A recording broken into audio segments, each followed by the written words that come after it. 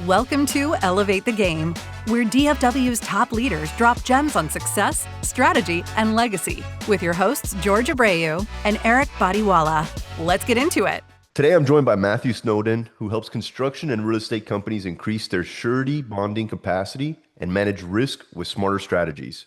With experience both advising firms and building and selling his own business, he brings a unique perspective on how developers and contractors can scale projects more effectively. Matthew, great to have you here today.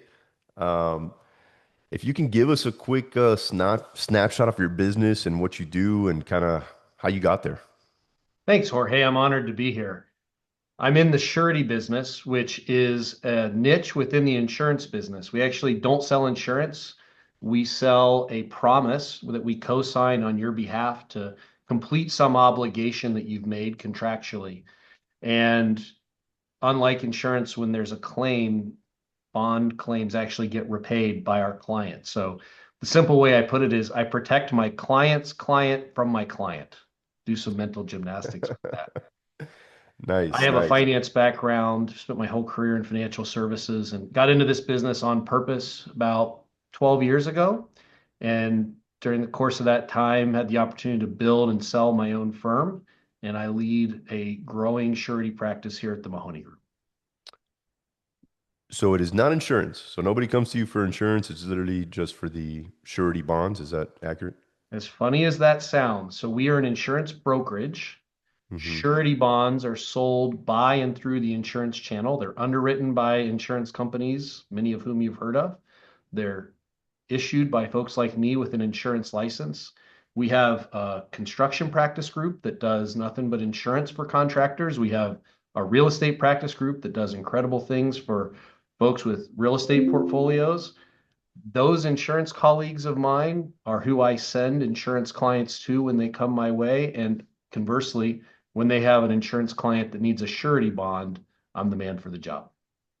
Awesome, awesome. So pretty excited to be interviewing here today. I do have experience with bonding and definitely going to be getting in touch with you after this because we are looking to increase our capacity of being able to bond on our construction projects. It's good Um, business strategy. I'm glad we can do that for you. Definitely, definitely. Gonna go off a little bit of my regular script, but just on the flip side of things, I have heard some horror stories where, if somebody for some reason isn't able to complete these projects, and then the bond needs to collect, or am I saying Yeah. that right? But yeah, You're dancing around the ugly part of my business. So yeah.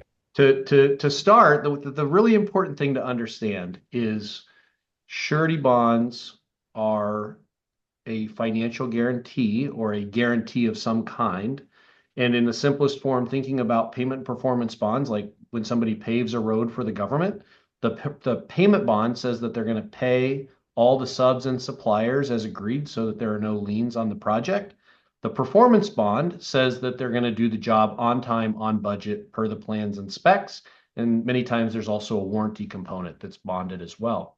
So if a contractor were to obtain that bond and then they couldn't deliver the work, in most cases, they personally guarantee that bond, just like they guarantee commercial credit.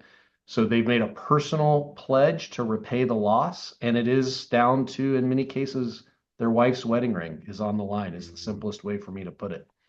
Ouch. You want to get all of the bonding that you can support, but you don't want us to bond you out of business because many bond claims result in a bankruptcy or some sort of really nasty default.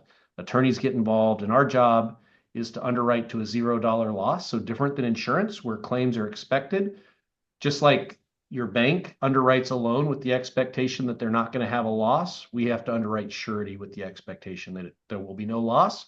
And so, how do we progressively, in an example like you gave, move a contractor from entry level surety credit up to the big leagues of surety credit? Mhm. It's not the same to start out doing a 500 or $1 million job as it is to bond a 10 or 15 or a 20 or $100 million project.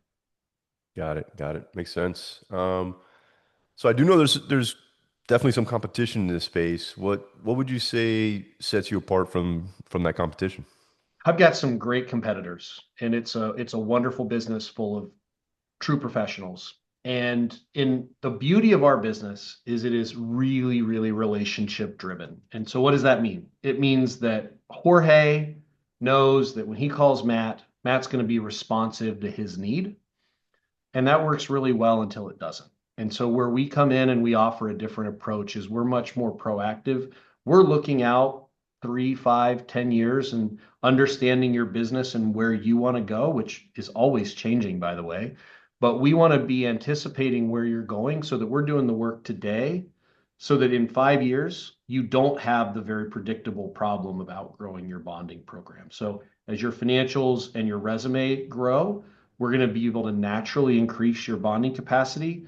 But that natural progression has to line up with where you want to go. And if it doesn't, we need to start bringing in strategy.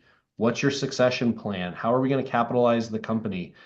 We're not on commission from the IRS, but how much profit are you going to recognize and leave in the company so that it can grow? Do you want to eventually get off the personal indemnity so that your wife's wedding ring isn't on the line every time you turn a shovel? Maybe, maybe not. That's a strategy decision. And so we're here to be guides on a journey that know where you're going to run into problems. And it's a little bit like selling fitness to a moderately healthy person. There's no problem today. We're trying to make you the best version of your future self before that problem arises, and we're doing it in the back of an ambulance. Instead, we're doing it in the gym proactively. Nice, nice. Yeah, I prefer being in the gym, but Exactly. sounds like you're. Is it safe to say you're more of a partner in this, and you want to see these companies grow and be a partner throughout that growth? Kind of. Yeah, so to put it into gambling context, we bet with the dealer. If our client Yeah. is the dealer, we only win when they win. A great client that starts running into a bond claim is a bad client for us. So first of all, we don't want to bond our clients out of business. We want to get them the surety credit that they can use to succeed. And we want to see them grow. If their goal is to do one small bond every other year, then that's great. We can transact that. That's not where we can bring our highest and best value. It's you want a partner, as you said, and surety really is a partnership. The bond company wants to understand your vision, your goals, your business plan, so that they can be prepared to support you because there's no obligation for them to support the request. We want to bring them a request that they're excited to support because they already know where you're going. This aligns with your business plan and we all want to see you succeed. If you get a bid bond, that's usually for free. We only get paid if you win the work and actually convert that to a payment performance bond that generates premium. Interesting. I didn't Yeah, know that. And I'm guessing the way to get off of that personal liability is to build your company worth more. Is that kind that's of, right. That's yeah, right. The more valuable your company is, and that's not necessarily just what would it sell for on the street, but retained earnings, cash hmm, and investments that are liquid that can be used to cash flow a problem when they inevitably arise. The more liquidity you have in your business, the more that bond company says this company looks like it can stand on its own. It has a history of honoring its obligations. The owners have a history of running a good business. We're willing to either completely or progressively start to release that personal indemnity over time. nice. So, let's go into maybe what's been one of the biggest challenges as you've been growing this business, and how did you overcome it? Great question. Are you asking for myself personally or for my clients? You personally. Yeah, great question. I sold my firm 3 years ago. It's been about 3 years, and so I've been through the remaking of going from having to own every decision and underwrite the financial outcome of every single one of those to being able to say I don't have authority for that. That's not my job. I'm in this narrow lane where I run and grow the surety practice, and yes, I have full accountability for our profit and loss, and I'm expected to generate net operating margin to support the firm that takes great care of me. But the biggest challenge for me has gone from getting to be the one sitting in the seat making the control to being a man under authority. And that's been a 3 year journey that I'm glad to say is going much better today than it was 3 years ago. I'm sure that transition wasn't easy. Yeah. Uh, Yep.